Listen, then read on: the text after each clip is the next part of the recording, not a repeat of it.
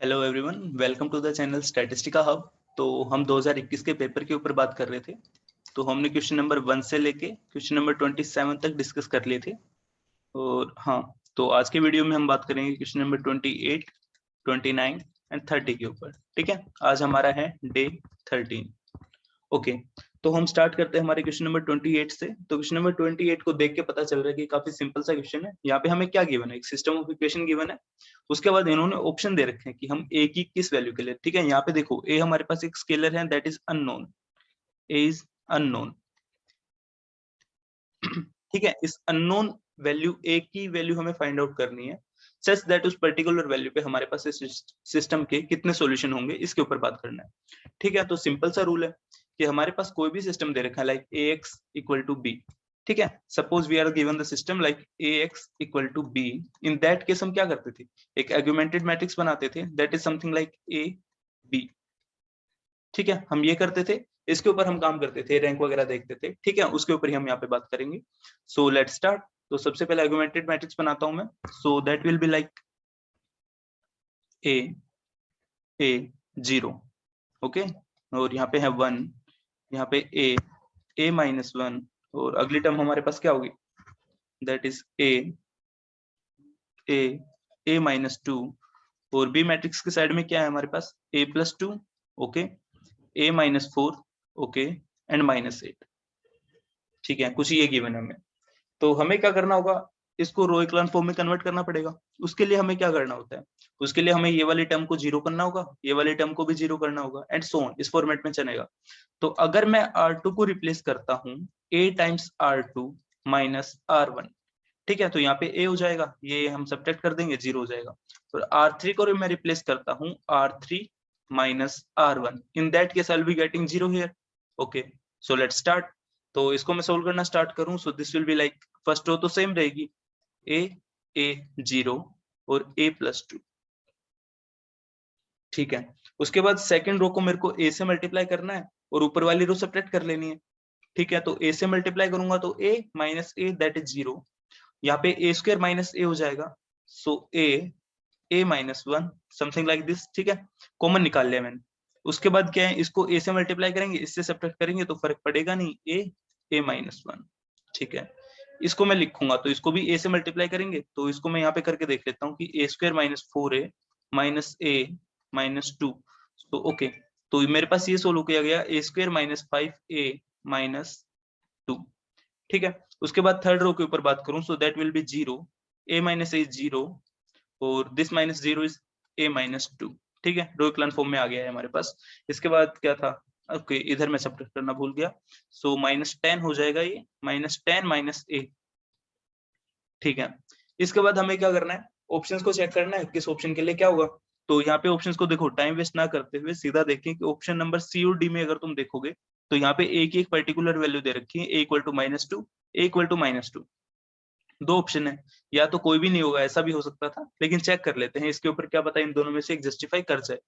ठीक है, इसमें नो सॉल्यूशन वाला ऑप्शन नहीं है, तो हो सकता था ये जस्टिफाई कर जाए और हो सकता था नहीं करे, लेकिन यहाँ पे पॉसिबिलिटी ज्यादा है कि दो के लिए एक साथ चेक कर रहे हैं। ठीक है, तो a equal to minus 2 put on करते हैं, तो जैसे equal to minus 2 put on करेंगे हम, तो क्या बन जाएगा, माइनस टू 0 और इधर 0, और ये हो जाएगा 0 0 माइनस 2 माइनस, ये माइनस 6 हो जाएगा आई गेस। तो ये भी माइनस 6 हो जाएगा, या प्लस 6 होगा, माइनस 6 होगा, देख लेना। ठीक है, यहाँ पे वैल्यू पुट ऑन करते हैं, सो a की वैल्यू को माइनस 2 पुट ऑन करेंगे तो 4, तो 4 माइनस माइनस 10,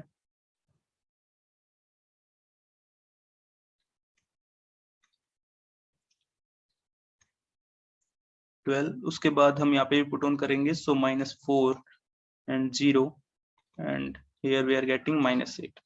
ठीक है, तो हमारे पास कुछ ऐसा आ गया। तो इसको देख के पता चल रहा है कि अगर तुम रैंक देखोगे, so that row of A equal to row of A augmented B. ठीक है, अगर हमारे पास ये वाली कंडीशन होती है, दिस इक्वल टू एन, ठीक है, एन ही है यहाँ पे, एन इक्वल टू 3 है हमारे पास।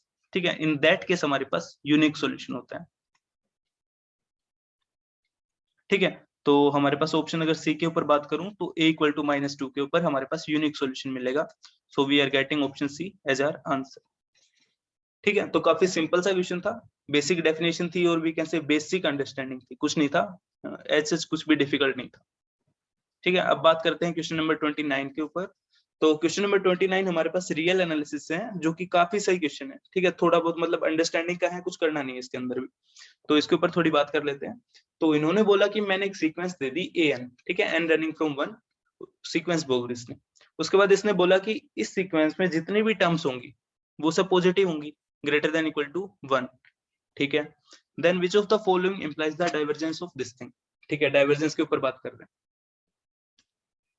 ओके, तो अगर मैं सबसे पहले देखता हूं कि डाइवर्जेंस ऑफ an, तो मेरे को सबसे पहले जो सबसे सिंपल सा ऑप्शन दिख रहा है वो है ऑप्शन बी। ठीक है, कैसे दिख रहा है उसके ऊपर बात करते हैं। तो इसने बोला कि जो मैंने bn बोल रखी है, कोई अदर सीक्वेंस, ठीक है, sequence other than an, this is bn। इसने बोला कि इस सीक्वेंस से अगर मैं सीरीज बनाता हूं n running from 1 to infinity bn, then this converge. ठीक है, तो अगर मेरे पास कोई सीक्वेंस, सॉरी, जो सीरीज है अगर वो कन्वर्ज कर रही होती है, तो उसका एक बेसिक रूल था और we can say basic understanding थी, अगर इसके ऊपर हम बात कर रहे होते थे कि अगर कुछ ऐसा हो रहा होगा, एक सीरीज कन्वर्ज कर रही होगी, तो जिस सीक्वेंस से बनके कन्वर्ज कर रही होगी उसकी n टेंडिंग टू इंफिनिटी के ऊपर जो bn होगा, इसकी लिमिटिंग वैल्यू जो होगी दैट विल बी 0। ठीक है, ये हमने देखा है। तो इसका मतलब इसने बोला कि स्टार्टिंग सेम है, इसने बोला कि मेरे पास जो bn है this equal to an plus 1 minus an। तो मैं लिमिट लगाता हूँ और ये कंडीशन पुट ऑन करता हूँ, तो limit n tending to infinity bn equal to limit n tending to infinity an plus 1 minus an that equal to 0। ये कब हो सकता है, जब ये लिमिट और ये लिमिट सेम होगी, सो दिस इक्वल टू 0। इसका मतलब इसकी लिमिट समथिंग l होगी, इसकी भी l होगी, तो कन्वर्ज कर जाएगा। तो ये ऑप्शन हमारे पास नहीं हो सकता। ठीक है, नहीं हो सकता, नेग्लेक्ट कर दिया। अब मेरे पास ऑप्शन ए, सी और डी बच गए। तो डी के ऊपर अगर मैं देखूं इसके बाद, तो इसने बोला कि मेरे पास ये वाली चीज है, ये कन्वर्ज कर रही है। तो रूल था हमारे पास, अगर हमारे पास ए एन कन्वर्ज कर रही होती थी एल के ऊपर, तो रूट ए एन कन्वर्ज कर रही होती थी रूट एल के ऊपर, तो ये भी जस्टिफाई करती कि कन्वर्ज होगा। तो ये भी हमारा ऑप्शन नहीं होगा, ये भी हमारा ऑप्शन होगा नहीं। इनके ऊपर बात करते हैं, वो ऑप्शन ए और सी के ऊपर। ए में ये बोल रहा है कि दिस इज नॉन इंक्रीजिंग। ठीक है, नॉन इंक्रीजिंग का मतलब डिक्रीजिंग, ठीक है, या फिर कांस्टेंट, बढ़ भी नहीं रही। तो हो सकता था कि सीक्वेंस हमारी कुछ ऐसी रही हो, या फिर हो सकता था सीक्वेंस कुछ ऐसी रही हो, मतलब कुछ भी हो सकता था कि डिक्रीज हो रही है किसी भी फॉर्मेट में। तो इस ऑप्शन के ऊपर मैं ऐसे कुछ बोल नहीं सकता अभी। हो सकता था कन्वर्ज करे, हो सकता था नहीं करे। अगर मेरे पास कांस्टेंट ही रह गई, इन दैट केस तो कन्वर्ज करेगी, हमेशा सेम वैल्यू दे रहा होगा। ठीक है, तो मेरे पास क्या हो गया, इस केस में हमेशा इंप्लाई नहीं कर पाएगा डाइवर्जेंस को। ऑप्शन सी जो हम देखते हैं, उस ऑप्शन सी के अंदर इसने क्या बोला, इसने बोला limit n tending to infinity a2n plus 1 divided by a2n this equal to 1/2। अगर इसको देखूं मैं, तो इसमें देखो जो ये कॉम्बिनेशन लिख रखा है इसने a2n प्लस 1 और a2n, ये दो टर्म्स है इसने जो भी लिखी है, this is odd, this is even. ठीक है, 2n प्लस 1। तो अगर कोई भी सीक्वेंस हमारे पास कन्वर्जेंट होती है, इन दैट केस उसकी जो भी सब सीक्वेंस बनेंगी, और वी कैन से मेजरली दो सब सीक्वेंस ले लेते हैं। एक हम ओड टर्म्स वाली, ओड टर्म मीन टू से कि an, a1, a3, यहाँ पे जो सफिक्स वाला है ये बात कर रहा हूं मैं। ठीक है, जो इनसे जो सब सीक्वेंस बनेगी, और जो a2, a4 इवन वाली सब सीक्वेंस बनेगी, these must converge to a singular limit l। ठीक है, इन दोनों के लिमिट सेम होनी चाहिए। लेकिन यहाँ पे ये क्या है, दिस इज 1/2, ये 1 नहीं है हमारे पास। ठीक है, तो इसका मतलब ये वाला ऑप्शन हमें कंक्लूड कर पा रहा है कि हमारी जो पेरेंट सीक्वेंस थी दैट इज an, वो डाइवर्ज करेगी, एल्स वो कन्वर्ज करती अगर ये दोनों लिमिट सेम पॉइंट के ऊपर जाती तो। ठीक है, और अगर ये दोनों लिमिट सेम पॉइंट पे जाती तो ये वैल्यू 1 होती, ना कि 1/2। तो इसका आंसर है ऑप्शन सी। ठीक है, सिंपल सा क्वेश्चन था, ऑब्जर्वेशन बेस्ड था, इसमें कुछ नहीं था। ठीक है, बहुत सिंपल क्वेश्चन था। अब बात करते हैं हमारे पेपर के सेक्शन ए के लास्ट क्वेश्चन के ऊपर। तो ये थोड़ा सोल्व करने वाला है। ठीक है, मे भी मैं ना करूं, यहाँ पे देख लेते हैं, बस अंडरस्टैंडिंग ले लेते हैं, समझ आ जाएगा, सोल्व कर लेना। ठीक है, तो क्वेश्चन नंबर 30 में इन्होंने क्या बोला कि इन्होंने बोला कि हमारे पास कुछ इवेंट्स हैं E1, E2, E3 such that P of E1 equal to this, P of E2 equal to this, P of E3 equal to 9/10। ठीक है, which of the following is false, ठीक है, तो ये सब हमें चेक करना है। ओके, तो इसके लिए मैं एक सिंपल सा तरीका बताता हूँ, कुछ नहीं करना। अगर तुम्हें ऑप्शन ए और सी के ऊपर देखना है तो बोल्स इनइक्वालिटी याद करोगे, ठीक है, बोल्स इनइक्वालिटी अप्लाई करोगे, आंसर आ जाएगा। शायद इनका ए या सी में से कुछ होगा, जितना मेरे को दिख रहा है यहाँ पे, which of the following is false. तो इसमें मैं सोल्व नहीं कर रहा इसको, ठीक है, बोल्स इनइक्वालिटी पढ़ोगे, उसका यूज करोगे तो इसका आंसर आ जाएगा, क्योंकि हमें तीनों प्रोबेबिलिटीज गिवन है। एक और तुम तरीका देख सकते हो कि अगर वेन डायग्राम बनाना स्टार्ट करूं मैं, तो अगर मैं इसको E1 दे देता हूँ, इसको E2 दे देता हूँ, इसको E3 दे देता हूँ, तो इसकी प्रोबेबिलिटी है हमारे पास 1/2, इसकी प्रोबेबिलिटी है 4/5 और इसकी प्रोबेबिलिटी है 9/10, ठीक है। तो इन सब का यूनियन होगा वो किससे बड़ा होगा, ये बुल्स इनइक्वालिटी से ही आएगा यार, ठीक है। और कोई तरीका तुम सोल्व करोगे तो लेंथी सा होता जाएगा, बुल्स इनइक्वालिटी डायरेक्ट लगाओ, हो जाएगा, ठीक है। तो इसको मैं नहीं करवा रहा हूँ, ये बहुत सिंपल क्वेश्चन है, इसका आंसर शायद सी ही आएगा, ठीक है, इसको कर लेना। तो ये हमारे पास क्वेश्चन थे, question number 28, 29 and 30। I hope ये वाले समझ में आए होंगे, काफी इजी रहा होगा। तो आज की इस वीडियो के साथ ही हमने हमारा सेक्शन ए जो था 2021 के पेपर का, वो डिस्कस पूरा कर लिया हमने।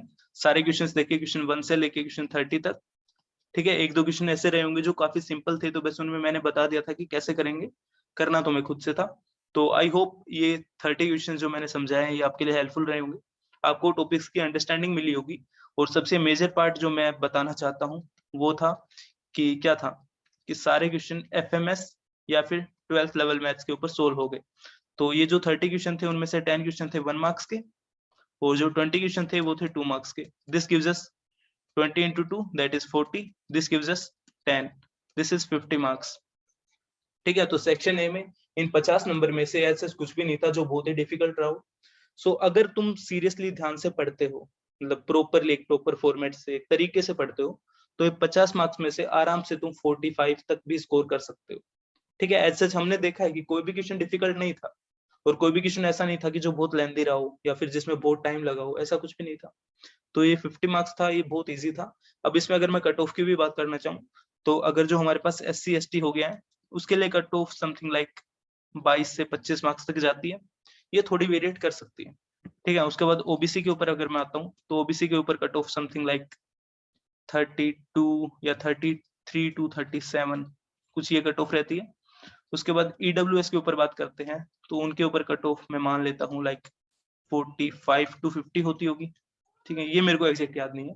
और अगर तुम जनरल की बात करोगे, सो जनरल केस में हमारे पास 55 प्लस स्कोर को हम थोड़ा अच्छा स्कोर मानेंगे, वहां पे सिलेक्शन होगा, ठीक है। तो देखो, एक तो कंपटीशन हर साल बढ़ता है, तो 55 प्लस तो लाना ही है, तो तुम 60 प्लस टारगेट करके चलोगे तभी सिलेक्शन होगा, ठीक है। हर एक में थोड़ा थोड़ा वेरिएट है, तो डेविएशन को मान लेते हैं +-3 का, ठीक है। यहाँ पे भी +-3 का, यहाँ पे भी +-3 का, एंड सिमिलरली यहाँ पे भी +-3 का, ठीक है। तो स्कोर कुछ ऐसे रहते हैं। तो अभी जो सेक्शन ए था वो हमारे पास 50 मार्क्स का था, जिसमें भी एज सच कुछ भी डिफिकल्ट नहीं था, हमने सारे क्वेश्चंस देखे हैं और काफी इजी था, ठीक है। So this was all about our section A from JAM 2021 paper. I hope all the solutions or all the discussions that I provided were helpful to you. Thanks a lot, and please share the channel and subscribe the channel.